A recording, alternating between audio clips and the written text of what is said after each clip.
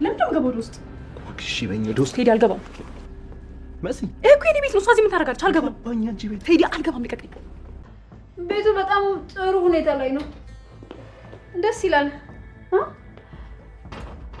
በዛ ላይ ደግሞ ጠረኑ በጣም ደስ ይላል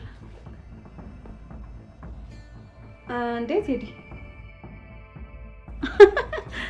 ቆይ ምን ሆኖ ታፍኗል ያልከኝ ቤቱ ግን ደስ የሚል ጠረን ያለው ቴዲ እዚህ ቤት ሴት ይመጣል እንዴ ምን እያልሽ ነው የምን ሴት ነው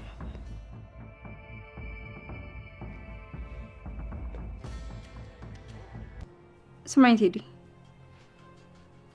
ከታገቱት ልጆች ውስጥ አንዷ ጠፍታለች እየተባለ ነው በጣም አስፈላጊ የምትባል ልጅ ናት ልጆቹ ደግሞ እንዴት እንደጠፋችና ማን እንዳደረገው ሲጠየቁ ምንም ነገር አይመልሱም ለመናገር ደግሞ በጣም ነው የሚፈሩት እንዴ ማለት ቆይ እንዴት ሆኖ ነው የጠፋችው ግን ይኸውልሽ ሄለን ይህንን ነገር ውጭ ወተን ብናወራውስ እና ቆይ ምን ዳርክ ናፍቅሽኛ በጣም ነው ያፈቅሽኝ በየሰዓቱ አብሬሽ ቢሆን አብሮኝ የሚሆኑ ሰዎች በሙሉ አንቺም ቢሆኑ ብዬ ነው የምመኘው አሁንማ የሆነ ሩቅ ቦታ ሄደን ከአንቺ ጋር ብቻ መሆን ነው የምፈልገው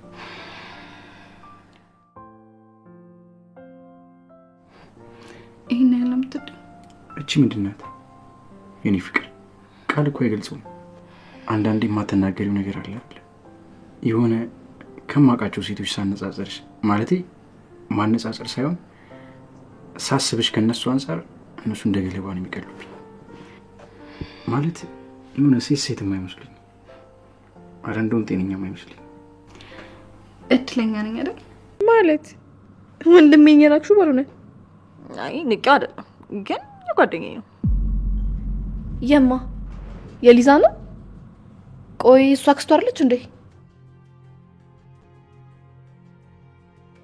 ወይኔ ጉዴ ምን እየተፈጠረ ነው ለምንድን ነው ቶሎ እያስመለሰኝ ያለው ወይኔ ራሴን ያመኛል ምን ይሻለኛል ለቴዲ ልንገረው ወይስ አይ ልረጋጋና ከባሰብኝ እነግረዋለሁ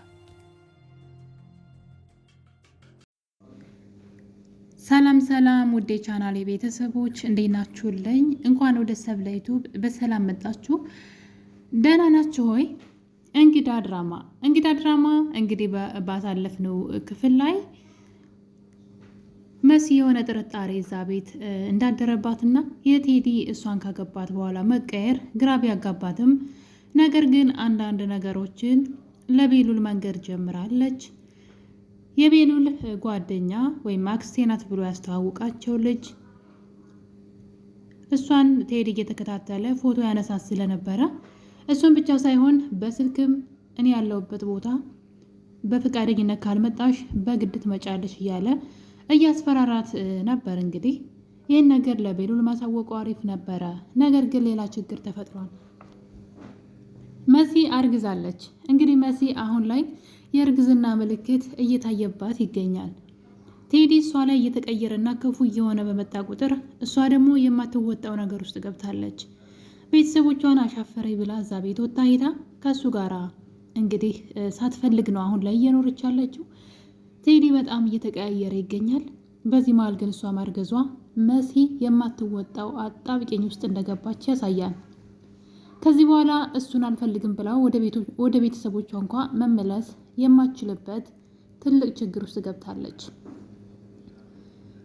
ቴዲ ሳትፈልግ ቴዲ አብሯት መሲ ማለት ነው ቴዲ አብሯት በግድ ተኝቶ ነበረ ሳትፈልግ ያው እንደደፈራት ነው የሚቆጠረው ምክንያቱም ደግሞ ይሄን ነገር ሲደረግ እሷ ራሷን ስታ ነበረ በመጠጥ ራሷን እንድትስት ካደረገ በኋላ መጠጥ ብቻ አይደለም መድኃኒት በመጨመር ራሷን እንድትስት ካደረጋት በኋላ ነው የደፈራት ሳትፈልግ እንዲሆን ሳትፈልግ ማለት ነው በዛ ላይ ገና በፍጹም አልተፈራረሙም ባልና ሚስቶችም አይደሉም ከዚህ በኋላ ቴዲን ባሌ ነህ የማለት መብት ራሱ የላትም ምንም አይነት ህጋዊ ሚስት አይደለችም እና መሲ የማትወጣው ችግር ውስጥ ነው የገባችው አሁን ላይ ቴዲን ትቼ ልሂድ በቃኝ እሱ ነገር ብላ እንዳትሄድ አሁን ላይ አርግዛለች ባሌ ነው ብላ እንዳትኖር እሱ እንደ ባሪያ ነው የሚያኖራት እንደ ባሪያ ነው የሚገዛት በዛ ላይ ደግሞ የታሰረችበት አርግዛለች ማለት ነው ወይተም እንዳትሄድ መቼም ከዚህ በኋላ አርግዛ እሱን አሰቃየኝ ብላ ወደ ቤተሰቦቿ ተመልሳ አትሄድም እና የመሲ ነገር እንግዲህ መጨረሻዋ ይሄ ነው ማለት ነው። በጣም ነው ያሳዘነችኝ። ፍቅር ፍቅር እያለች ቴዲ አሁን ላይ እሷ ላይ ካሁኑ መቀየር ጀምሯል። ቴዲ እዛ ቤት ውስጥ ያገተውን ሰው አሁን ላይ ከዚህ ካላስወጣሁት መሲ ካወቀችና እሱ ደግሞ ሰው በሌለ ቀን ቢያዋርደኝ፣ ስለዚህ መሲ ደግሞ ፖሊስ ጋር አንጠልጥላ ወስዳ ህልሜንና ኑሮዬን ሁሉ ነው የምታበላሸው። ስለዚህ የሆነ ነገር ማድረግ አለብኝ እያለ ይገኛል። እዛ ክፍል ውስጥ የተቆለፈበትና ድምፅ የሚያሰማው አካል ማንነቱ ያልታወቀ እንግዲህ እኛ ማንነቱን ልናውቀው አልቻልንም። በእርግጠኝነት የቤሉል አባት አቶ ቶማስ ይሆናሉ ብለን እናስባለን። ምክንያቱም የእሳቸው ሞት ብዙም አሳማኝ አልነበረም። ስለዚህ እዛ ውስጥ ቴዲ ሆን ብሎ እንግዲህ የሚፈልገውን ሀብት እስከሚያገኝ ድረስ እዛ ያገተው ይመስለኛል። አሟሟቱ ትንሽ ግራ የሚያጋባ ነበረ። ምክንያቱም ደግሞ የሚሰሩትን ወንጀል ሲያውቁበት እንደገደሉት ነው የተነገረው። ማን እንደገደለው አይታወቅም።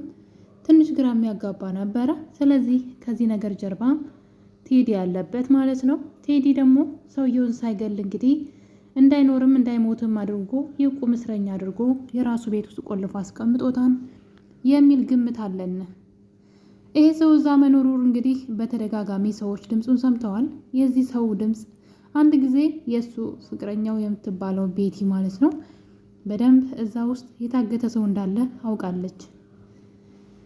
ነገር ግን እሱ የማስታመመው ዘመድ አለ፣ ለዛ ነው ከተለቀቀ ደግሞ ሰዎችን ይጎዳል፣ ለዛ ነው እዚህ ተዘግቶበት ያለው በማለት ነገሩን ለማደባበስ ቢሞክርም እሷ ግን ይህን ሚስጥር ወስዳ እንግዲህ ለሌላ ሰው ነግረዋለች።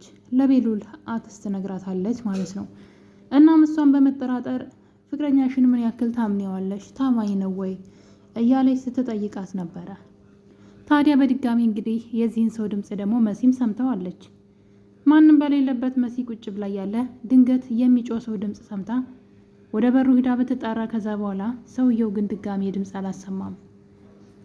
በዛ የተነሳ መሲ ግራ በመጋባት እዚህ ውስጥ የተደበቀ ሰው አለ ወይስ እኔ ከራሴ ጋር ነው ወይስ ውስጥ የፈጠረው ነው በማለት ይህን ነገር ለቤሉል ለመናገር ፈልጋ ከቤሉል ጋር ሆና ያለ የሆነ ነገር አለ ብላ ይህን ወሬ ልትነግረው ስትል ድንገት ቴዲ ደውልና መሲ በድንጋጤ ምናልባት እየተከታተለኝ ይሆናል ብላ ሳትነግረው ነገሩን ሄዳለች።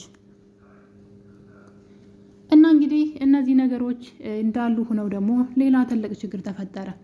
መሲና ቴዲ ቁጭ ብለው እያለ መሲ የሚያስጨንቁኝ ነገሮች አሉ፣ የቤተሰቦች ጉዳይና ከምንም በላይ ደግሞ የኔና ያንተ በፍርድ ቤት አለመጋባት፣ ይህ ነገር ቶሎ ብለን ልንቀርፈው ይገባል፣ ትዳራችን እውነተኛ ልናደርገው ይገባል እያለችው ነው። እሱም እንግዲህ እኔ ያለሁልሽ አታስቢ፣ እኔ ከወደድኩሽ በቂ ነው እና ደግሞ ምንም ችግር የለውም ይሆናል እያለ እያባበላት ነው። መሲ ለምን ድንዝዝ ፍዝዝ እንዳለች አላውቅም። ግልጽ እኮ ነው የቴዲ ውሸታምነት፣ አስመሳይነቱና አሁንም ከሄለን ጋር እየሰራ መሆኑ ብዙ ነገሮቹ ግልጽ የሚታዩ ናቸው። በዛ ላይ ሳትፈልግ የደፈራት ሰው ያ ፍቅረኛ ልትል አትችልም። ምን እንደሚያጃጅላት አላውቅም። ለምን ፍቅር ፍቅር እንደምትል አላውቅም። እንደማይወዳት ለምን እንደማይገባት አላውቅም። በጣም ብዙ ማስረጃዎች እያገኘች አሁንም ከሱ ጋር እየተጃጃለች ፍቅር ፍቅር ትጫወታለች። እሱ ግን የሚፈልገውን እስከሚያገኝ ድረስ ነው። እና እንግዲህ እነዚህ ነገሮች በዚህ እያሉ ድንገት ሁለቱ ቁጭ ብለው ሳሎን እያወሩ የቤታቸው በር ይንኳኳል። መሲ ሄለንን አየቻት በር ላይ። ከዛ እንግዲህ ቴዲ በግድ መኝታ ቤት ግቢ ብሎ መሲን ሲያስጨንቃት እሷ ደግሞ አልገባም ብላ በልህ አልገባም፣ እሷ እንጂ መሄድ ያለባት እኔ አይደለሁም፣ ለምንድን ነው የምገባው ብትለውም እሱ ግን በግድ ጎትቶ መኝታ ቤት አስገብቶ ሲቆልፍባት እያየን ነው። ከዚህ በላይ ንቀት የለም። መሲ አሁን ካልነቃች መቼም አትነቃም። ከዚህ በኋላ መጫወቻ ነው የሚያደርጋት። ምናልባትም ብዙ ሚስጥሮችን ካወቀች እሷን ሊመርዛት ሁሉ ይችላል ማለት ነው። ነገሮችን እንዳታስታውስ ልክ እንደ አቶ ቶማስ ሊያደርጋት ይችላል። ስለዚህ መሲ ብልጥ መሆን አለባት። በፍጹም ቴዲን ማመን የለባትም። እና እንግዲህ ሄለን ስትመጣ አልገባም ብትለውም እሱ ግን በግድ ወደ መኝታ ቤት ጎትቶ አስገብቶ ለኋላ ቆልፎባት ነበረ። እናም ሄለን እንግዲህ ገብታ ቤቱን ስትበረብር ነበረ። እዚህ ቤት ሴት አለ እንዴ? እዚህ ቤት ሴት ይመጣል እንዴ? ማነው ምግብ የሚያበስልልህ? እያለች ጥያቄውን ቀጥላለች። እሱ ደግሞ እንግዲህ ከእሷ ጋር ምንም የለንም የራሴን ህይወት ጀምራለሁ ብሎ ሲናገር ሰምተነው ነበር እዚህ ቀደም። ታዲያ ለምንድን ነው በፍርሃት ማን ይመጣን ብለሽ ነው? የምን ሴት ምግብ የምታበስልልኝ ሰው አለ ብዬሽ የለ እያለ ነገሩን ሲያደባብስ እያየነው ነው። ለምን እንደዛ ማለት እንደፈለገ አልገባኝም። የራሴ ህይወት እኮ የኔ ነው ብሎ መናገር አይፈልግም ለሄለን። አሁንም ተስፋ እየሰጣት ነው እና ምንም ሴት የለም ነገር ግን ምግብ የምታበስልልኝ ልጅ ናት በማለት እሷ ደግሞ ፍቅረኛ እንዳለው ስለምታውቅ ፍቅረኛውን ደግሞ በመኪና ገጭታ ገድያታለሁ ብላ ስለምታስብ ማን ነው ታዲያ ከሷ ውጭ ብላ ግራ ገብቷታል። የልጅቷ ደብዛ መጥፋትም ግራ አጋብቷታል። የገጨቻት ልጅ መሞቷና በህይወት መኖሯንም አላወቀችም። ምክንያቱም ቴዲ ጋር ምንም አዲስ ነገር ስለሌለ ቴዲም ይሄን ነገር ስለማያውቅ ማለት ነው። እና እንግዲህ ሄለን ገብታ ቤቱን ስትበረብር ነበረ። በዚህ መሀል ግን አንድ ነገር እያወራች ነበር። በእርግጠኝነት መሲ ሰምታለች ብዬ ተስፋ አደርጋለሁ። ከህፃናቶቹ ውስጥ አንዷ ልጅ በጣም ተፈላጊዋ ልጅ ጠፍታለች ብላ እንግዲህ ሄለን ስትቀውጠው ነበር እዛ ቤት ውስጥ። መሲ ሰምታ ይሆን አላቅም። ነገር ግን ቴዲ ከዚህ ከምናወራ ምንም ደስ አላለኝም፣ ወደ ውጭ እንውጣ እያለ ሄለንን ከቤት እንዲወጡ ሲያደርግ ነበረ። እና እንግዲህ የህፃኗ ጉዳይ ከዚህ ቀደም ካያችሁ ቴዲ ከሄለን ጋር ህፃኖቹ ያሉበት ቦታ ወስዳው ነበረ። መጀመሪያ ከሱ እየደበቀች ነበር የምትሰራው። ትጠራጠረዋለች መሰለኝና እንግዲህ አንድ ቀን ይህንን ነገር ታሳየዋለች። ይህ ሁሉ ስራ እንዴት ብቻሽን ሰራሽው? በጣም እኮ ፈጥኖልሻል፣ ተሳክቶልሻል እያላት ነበረ። ከዛ ግን እሷ ቦታውን ካሳየችው በኋላ እሷ ዘወር ስትል ተመልሶ ሄዶ በጣም ተፈላጊዋና በጣም ብዙ ብር የምታወጣው ህፃንን ልጅ ከልጆቹ ነጥቆ ሲወስድ ለማንም ሰው ብትናገሩ ወዮላችሁ ብሎ ሲያስፈራራቸው ነበረ። እናም እንግዲህ ልጅቷን የወሰዳት ቴዲ ነው። በጣም ብዙ ዋጋ እንደምታወጣላት ሄለን ስታወራ ሰምቶ ስለነበር ልጅቷን ከሷ ሰርቆ ልጆቹ እያዩ ሲወስዳት አይተናል። እና ቴዲ አሁን ላይ ከሄለን ጀርባ ሆኖ ማለት ነው የሄለን የሆነውን ሁሉ ለራሱ ለማድረግ እየሞከረ ነው። ሄለን ደግሞ ልጅቷ ስለጠፋች እያበደች ትገኛለች። በጣም ብዙ ገንዘብ የምታወጣልኝ ልጅ ጠፍታለች፣ ማን እንደወሰዳት ልጆቹም ሲጠየቁ በፍርሃት የተንቀጠቀጡ አንናገርም ብለዋል እያለች ትገኛለች። ያም የሆነው ቴዲ አስፈራርቷቸው ነው። እና ቴዲ ከሄለን ጎን ሆኖ ሄለንን ሸውዷት ማለት ነው። ከርቷታል፣ አብሯት እየሰራ ያስመስላል። ነገር ግን የራሱን ሀብትና ንብረት እያካበተ ይገኛል ማለት ነው። እና እንግዲህ ይሄ ነገር በዚህ ያለ ደግሞ ሌላ ችግር ተፈጥሯል። ነገር ግን መሲን ለምን ሄለን እዚህ ቤት መጣች ብላ ስትጮህበት መሲን በግድ ዝም እንድትል እና አፏን ሲያፍናት እንደውም በጥፊ ሁሉ ሊመታትም ሲፈልግ እያየ ነው ነበረ። እና መሲ እንግዲህ ፍቅር እያልካት መሲ ይሄ ሰውዬ ይሄን ተንኮሉን ስራውን አልተወም፣ ከዚህ ሴት ጋር መገናኘትን አልተወም፣ ስለዚህ መሲ ንቅ እያለች እንግዲህ ራሷን ስታበረታ ነበረ። በእርግጠኝነት ከዚህ በኋላ መሲ ትነቃለች ብዬ አስባለሁ። በዚህ መጠን ንቋት ለመምታት ሁሉ እስኪጋበዝ ገና ከመምጣቷ ማለት ነው። ያ ሁሉ ፍቅር የፍቅር ናዳ የፍቅር ናዳ ሲደረድር የነበረ ሰውዬ አሁን ላይ ሄለን የምትባል ሴት ከህይወት የለችም፣ እንደውም ከሷ ፊት ተያይዘን እንቆማለን ሲል የነበረው ሰውዬ አሁን ላይ ምን አይነት ድራማ እንደሚሰራ ስታየው መሲ ለውሳኔ ራሱን የማይመች ውስጥ ሆናለች። እንግዲህ ምንም ማድረግ አችልም፣ ከቴዲ መሄድ አችልም። ማን ጋር ትገባለች? አርግዛለች። መሲ ትልቅ አጣብቂኝ ውስጥ ገብታለች። በሌላ በኩል ደግሞ ኤልሹ የቤሉል ጓደኛ አክስቱ እንዳልሆነች አወቀች። እንግዲህ የቴዲ ፍቅረኛ ቤቲ ከኤልሹ ጋር እያወሩ እያለ ወንድምሽ ፍቅረኛ አለው ወይ ብላ ጠየቀቻት። ምን ነው ጠየቅሽኝ? አፈቅርሽው እንዴ ስትላት፣ ኧረ በስመ አብ በይ፣ እንዴት እሱን አፈቅራለሁ ስትል፣ ወንድሜ ምን ነው ላንቺ ያንሳል እንዴ? ምን ለማለት ፈልገሽ ነው ብላ ኤልሹ በቁጣ ስትናገራት፣ አይ እንደዛ ማለት ሳይሆን እሱ የጓደኛዬ ነው በማለት እንግዲህ ልጅቷ የቤሉል አክስት ሳትሆን ጓደኛው እንደሆነች ነግራታለች። ኤልሹ በዚህ ነገር በጣም ደንግጣለች። እሷ እንዴት ነው የእሱ አክስት አይደለች እንዴ ስትላት፣ ልጅቷ ስትርበተበት ነበር። እንግዲህ ሚስጥር አውጥታለች። ይሄ ነገር በዚህ እያለ እንግዲህ የቤሉል ጓደኛ ቤሉልን አንድ ጥያቄ ጠይቀውት ነበረ፣ ፍቅረኛ አለ ወይ የሚል ጥያቄ። እሱም እንግዲህ ያሰብኳት ሴት አለች፣ አዎ ግን ገና እያሰብኩ ነው ብሎ ነገሩን ለማደባበስ ሲሞክር ሌዛ ለኔ ነው በቃ እኔን ነው በማለት ለብቻው ወደ ክላሱ ሂዳ እንግዲህ ቅድም ስላወራሁ ነገር እኔ እናንተ ዝምድና የለንም አይደል? ስለዚህ ቅድም ስላወራሁ ነገር እኔም በጣም እንደሚሰማኝ ብላ እንግዲህ ልታወራ ስትል ኑኑ ከበር ስር ተደብቃ አዳምጣቸዋለች። አክስቴ ናት ብሎ የዋሻት ልጅ ጭራሽ ቤሉልን አፍቅረው መታለች። ይህ ሁሉ ነገር የመጣው ቤሉል ከመጀመሪያው ኑኑን እንደሚያፈቅራት በግልጽ አለመናገሩ ነው። ልጅቷን አክስቴ ናት ማለቱ ምክንያት ቢኖረውም እንኳን ቢያንስ ኑኑ ፍቅረኛው እንደሆነች መናገር ነበረበት። ህልሜንም ኑሮዬንም ከአንቺ ጋር ነው መኖር የምፈልገው እያለ